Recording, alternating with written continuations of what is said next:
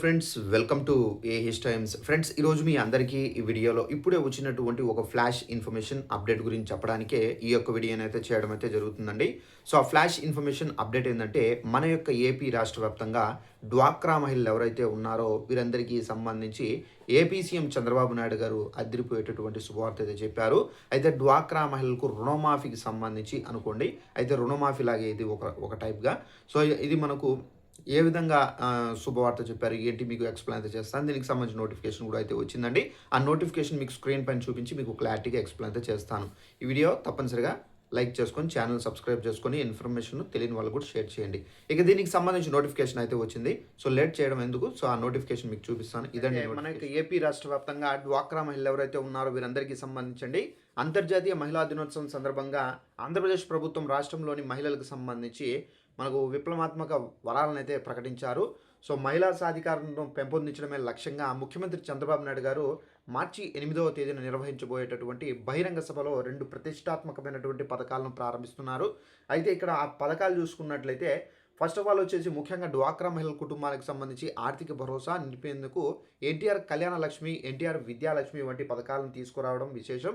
ఈ పథకాల ద్వారా మహిళా లోకానికి ప్రభుత్వం కొండంత అండగా అయితే నిలవబోతుంది.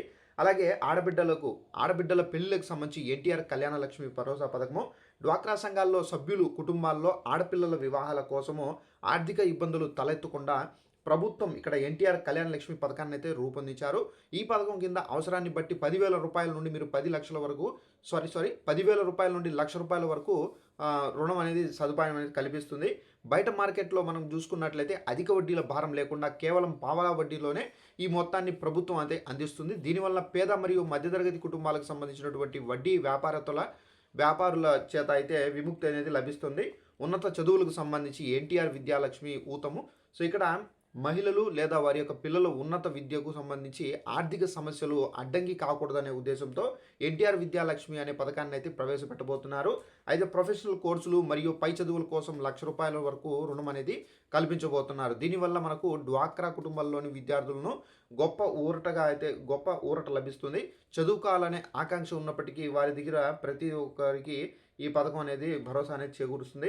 అయితే ఈ పథకాలకు సంబంధించి మనం చూసుకున్నట్లయితే మనకు గతంలో ఏదైతే వడ్డీ ఉందో ఆ వడ్డీ కాకుండా ఇప్పుడు ఈ పథకాలకు సంబంధించి మనకు డ్వాక్రా మహిళలకు పావలా వడ్డీకే రుణం అనేది కల్పించబోతున్నారు.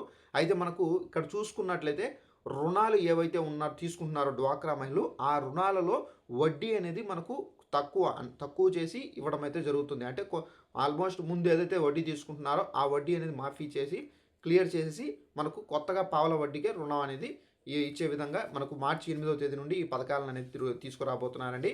సో డ్వాక్రా మహిళలకు చాలా మంచి అవకాశము. ప్రతి ఒక్కరు మీ పిల్లలకు చదువులకు సంబంధించి కానివ్వచ్చు, మీ పిల్లలకు సంబంధించినటువంటి పెళ్ళిళ్ళకి కానివ్వచ్చు, ఈ రుణం అనేది మీరు తీసుకోవచ్చండి. ఇదండి ఇన్ఫర్మేషన్. ఈ వీడియో నచ్చినట్లయితే లైక్ చేసుకొని ఛానల్ సబ్స్క్రైబ్ చేసుకోండి. Thanks for watching this video. All the best.